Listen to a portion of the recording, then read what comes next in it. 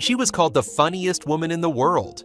She turned the pains of the black community into laughter on stage. The audience saw an old woman with missing teeth, a wide dress, witty and harmless. But that was only a mask. Behind the lights, Moms Mabley carried a shattered childhood, forbidden love's wounds no one dared to mention. Hollywood celebrated her, but also bound her with pacts of silence. The public thought they knew everything, but the truth was buried for decades. And then the shocking confessions of Orlando Brown opened another door. A door leading to the secrets Moms Mabley herself had hidden all her life. So in the end, what secrets did Moms Mabley keep from her fans? Childhood in darkness. Moms Mabley's first secret. Before becoming the funniest woman in the world, before her jokes echoed across American stages, Loretta Mary Aiken, Moms Mabley's birth name, had to endure a childhood filled with heavy losses.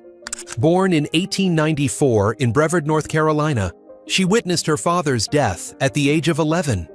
A few years later, her mother also died in an accident, leaving the little girl orphaned in a society still steeped in prejudice. The deep wounds of childhood forced Loretta to grow up too soon, carrying scars that were not easily erased. In the early 20th century, the choices for a poor black girl seemed to boil down to two paths: accepting a life of limitation or daring to step out and find an escape. Loretta chose the stage. At the age of 14, she ran away with a vaudeville troupe for black performers. Train rides across the South brought her to small theaters, where the audience's laughter became the only shield for a child who had lost everything. In those early years, she often slept at train stations, ate whatever she could, and took any background role just to earn money for rent. It was during this period that Loretta decided to adopt the stage name Mabley, borrowed from the man who had once hurt her. The choice was symbolic, turning a painful memory into a protective shell for a new journey. From that moment on, Loretta Mary Aiken gradually disappeared, making way for Moms Mabley, a figure who would change the history of American comedy. The character of the old toothless lady was no coincidence. The oversized dress, the missing teeth, the trembling voice, all were constructed from her feelings of hurt and her instinct to protect herself. By embodying a harmless old woman, Moms Mabley was accepted by white audiences in an era of fierce racial segregation. Yet beneath that disguise, she wove in sharp jokes about men, power, marriage, and society, themes rooted in the very wounds of her own life. By the 1920s, the name Moms Mabley began to shine on the vaudeville circuit for black performers. Audiences in New York, Chicago, and Washington roared with laughter at her performances. But when the lights went out, she was still just a poor black woman earning meager wages that never matched her talent. At night, she quietly returned to her rented room, carrying in her heart the pain of what had been lost in her childhood. Orlando Brown, the one who reignited long-forgotten secrets, once hinted that Moms Mabley's laughter did not come solely from talent, but from suffering. For him, it was a mask forged by dark experiences strong enough to transform tragedy into art. That harsh past gave Moms Mabley the courage to tackle subjects that many other artists avoided, creating a style that could not be mistaken for anyone else's. Looking back at that journey, people often celebrate the achievements, dozens of comedy albums, being the first black woman to appear at the Apollo Theater, a brilliant television career well into her 60s. But all that glory sprouted from soil scarred with pain. Without a childhood spent in darkness, there might never have been a Moms Mabley bold enough to challenge society through laughter. Behind the stage lights, Moms Mabley always remained Loretta, the little girl tested by life too early. From that darkness, she forged her own torch to light the road ahead, transforming herself into an immortal legend in the history of forbidden love, the hidden sexuality of Moms Mabley. If childhood was the first wound that cast shadows over Moms Mabley's life, then her love life was the secret that lingered for decades.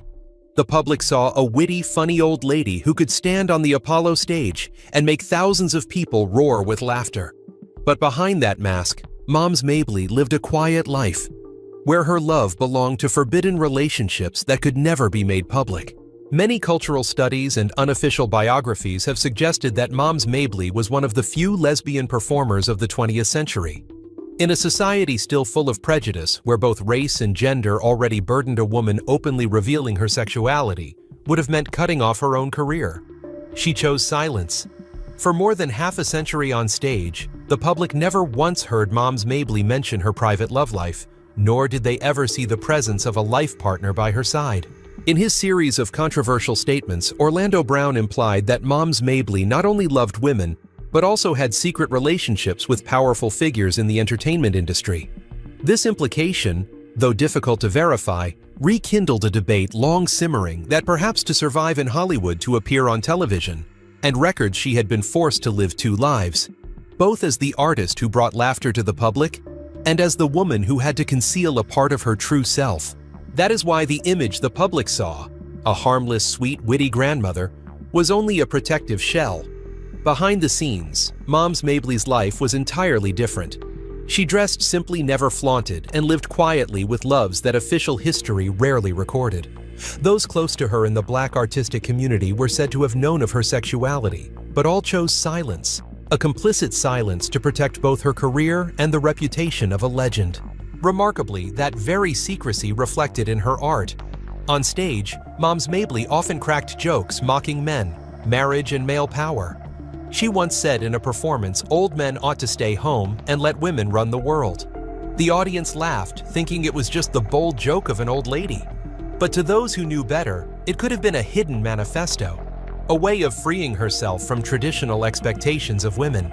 Such satire appeared throughout her more than 20 comedy albums. What seemed like harmless lines carried deeper layers, criticizing marriage prejudice, questioning gender roles, or simply rejecting the male-female norms imposed by society. It was as if she used laughter to say what could not be spoken outright, to turn the forbidden into humor, and in doing so, make it acceptable. Yet the price of living two lives was loneliness. Moms Mabley's private life is barely mentioned in any official records. She died in 1975 at the age of 81, taking most of her love stories with her to the grave. The public only knew the witty Moms Mabley, while the real Moms Mabley, the woman with hidden affections, remained an enigma. Orlando Brown, with his dramatic revelations, forced 21st century audiences to reconsider, had we only ever seen half of Moms Mabley? Were her jokes about men not just comedy techniques, but her way of exposing the falseness of a traditional marriage that was never meant for her? What remains after decades is silence in official records, scattered fragments in colleagues' memories, and echoes from seemingly trivial punchlines. But to anyone looking closer, that silence itself is evidence of another truth. Moms Mabley loved in her own way, lived in a way society never allowed her to reveal. And that is both the tragedy and the strength an artist who turned forbidden love into laughter, who turned secrecy into satire, and in doing so wrote a singular legacy in the history. Family and forgotten children. Among all the fragments of Moms Mabley's life, there is a strange gap that almost every official record ignores the matter of her children. Biographies, articles, even television programs honoring her, almost none mention any child connected to the name Loretta Mary Aiken.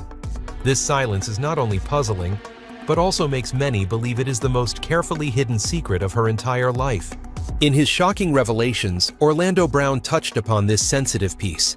According to him, the absence of information about children was not simply because Moms Mabley wanted to keep her private life. Behind it was a deliberate effort erasing the traces of a shattered childhood, unacknowledged romances, and children born out of painful circumstances. By letting everything vanish into silence, Moms Mabley protected the image of the funny grandmother, pure, carefree, unburdened by the past that the public adored. In reality, she had children at a very young age. Those children were sent elsewhere, erased from all official records. For more than half a century, audiences only knew a witty Moms Mabley daring to challenge society with bold jokes. But no one knew she had once been a mother. This evaporation of personal details made her image even more perfect in the eyes of the public, an artist wholly devoted to art, free from the burdens of marriage or family. But was that silence a voluntary choice? Or was it a protective mask built to keep her safe from the harsh gaze of early 20th century America? A Black lesbian woman already scarred by trauma. If she had also been seen as an incomplete mother, perhaps her career would have collapsed before reaching its peak. By erasing these details from official records, Moms Mabley executed a clear self-protection strategy, letting the public see only what needed to be seen, while the rest remained in the shadows. The paradox is that this very absence adds weight to her legacy. It shows that Moms Mabley was not only an artist who knew how to create laughter, but also a master at crafting her public image. She understood that in a harsh world, sometimes the only way to survive was to bury the most private truths. And so her children, flesh and blood, who once cried out in the dark, seem to have been forgotten by history. They do not appear in books or not mentioned in tributes, and have no place in the portrait society built of the funniest woman in the world. The public remembers only an immortal laugh. The maternal side of her bound to family and children has vanished, as if it never existed. That is the most painful secret one that perhaps only she fully understood, and chose to carry. Clones and the substitution hypothesis. Among Orlando Brown's explosive revelations, nothing made the public shiver and laugh at the same time, quite like his mention of clones in the industry. Brown hinted that many famous performers, including Moms Mabley, had been replaced by other versions, as if a powerful hand behind the scenes decided who could remain on stage and who had to disappear. At first glance, this theory sounds like a conspiracy joke, but when placed in the context of Moms Mabley's career, it suddenly becomes a powerful metaphor.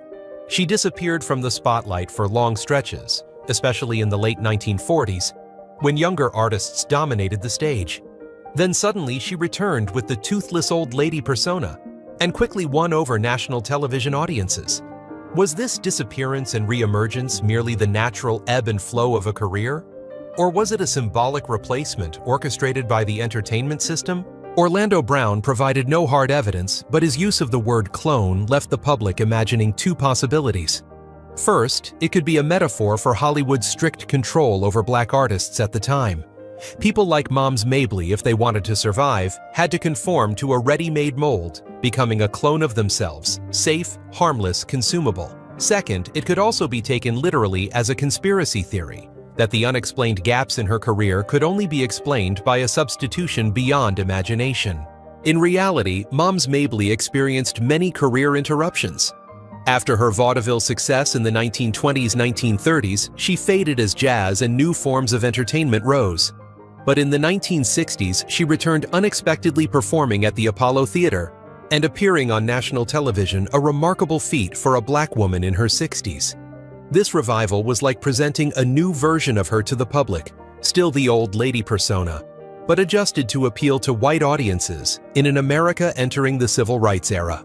It was precisely these disappearances and comebacks that gave life to the clone theory. Audiences at the time struggled to understand how an artist once sidelined could return so powerfully. Some credited her natural talent and perseverance, but through Orlando Brown's lens, it resembled a carefully arranged chessboard, where symbols were replaced according to the system's needs. This raises a larger question. Perhaps clones were not flesh and blood replicas, but rather symbolic versions crafted by Hollywood. The Moms Mabley of the 1930s.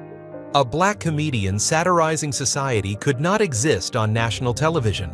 But the Moms Mabley of the 1960s, a harmless grandmother who made even white audiences laugh, was celebrated as a legend. Was that not a replacement?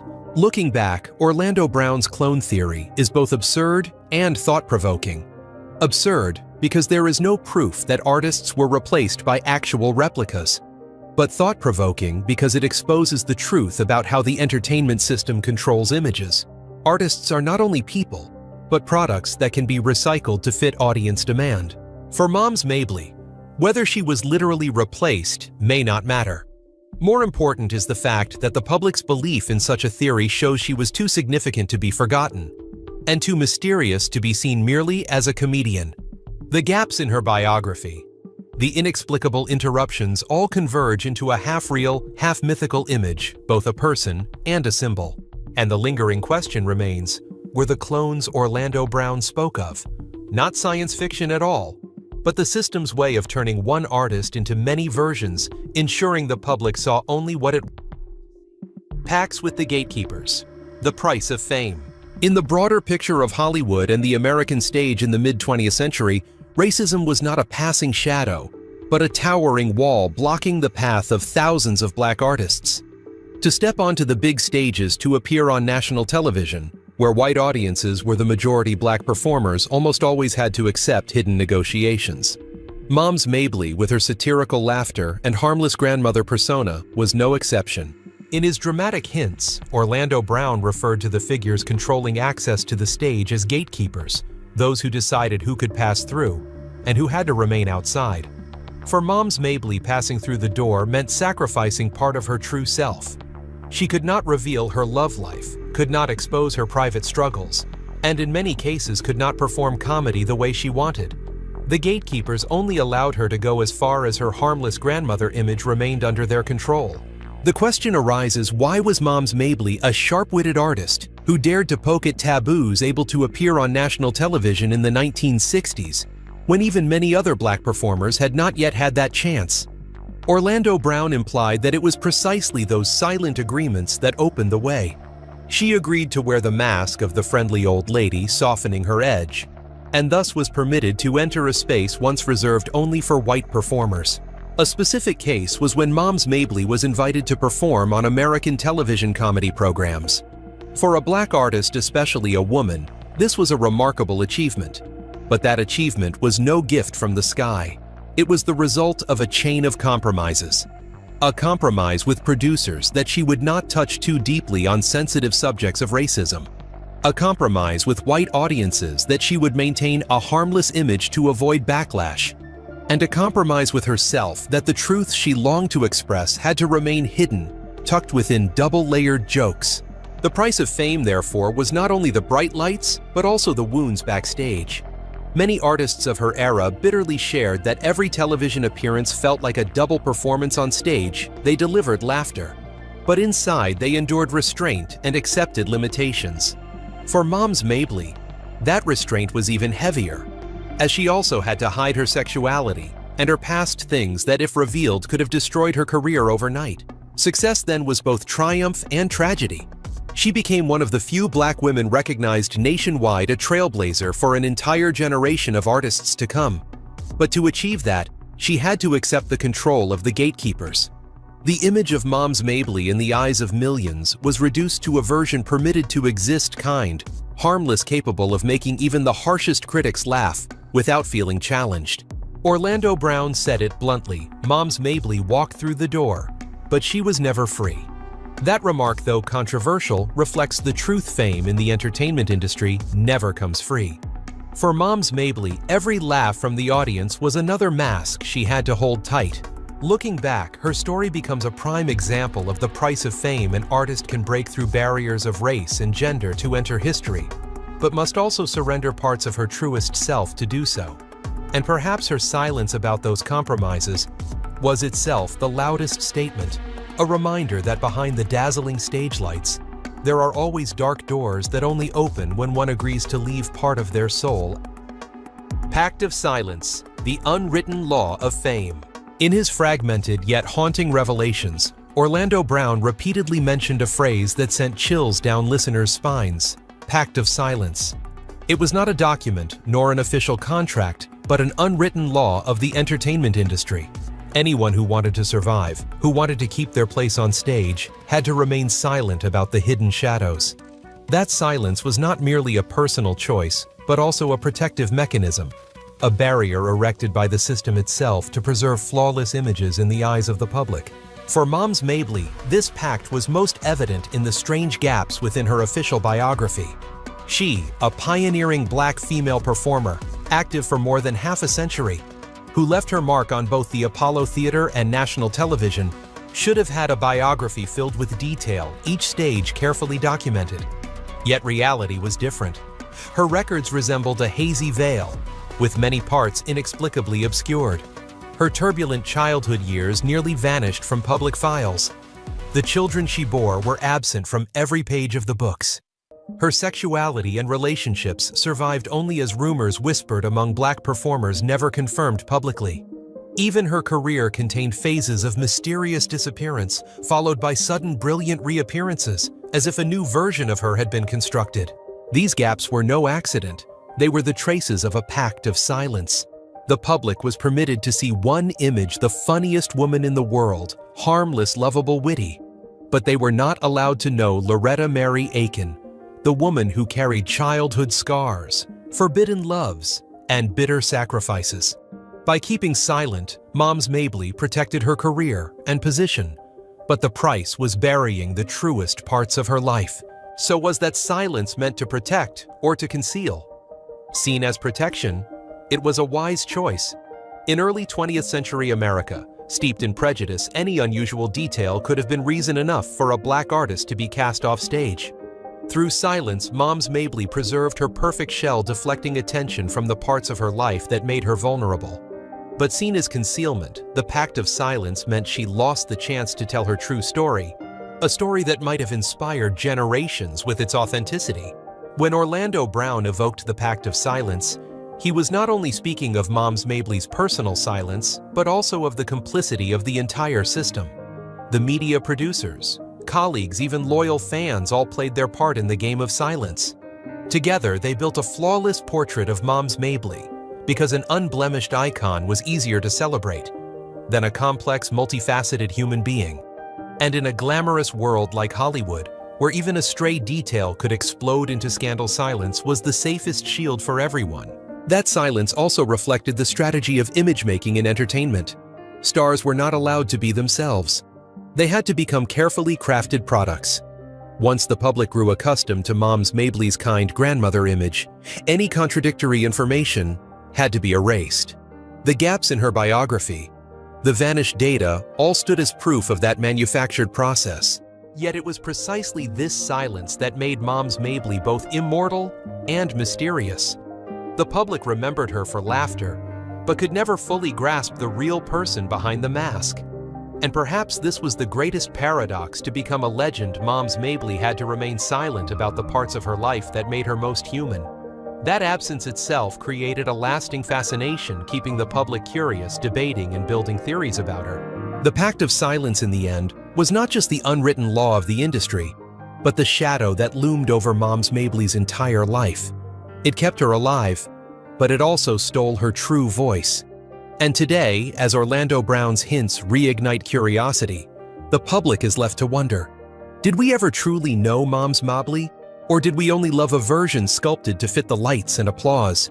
Perhaps the answer will remain forever buried in silence along with her.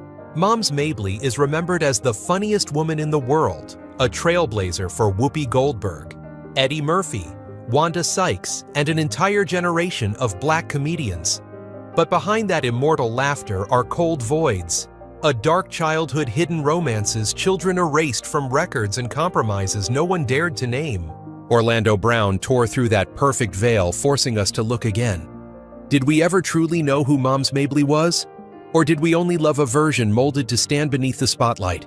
Her laughter still echoes, but the truth remains buried. And perhaps it is that eternal silence which haunts the most. What do you think about secrets buried for decades?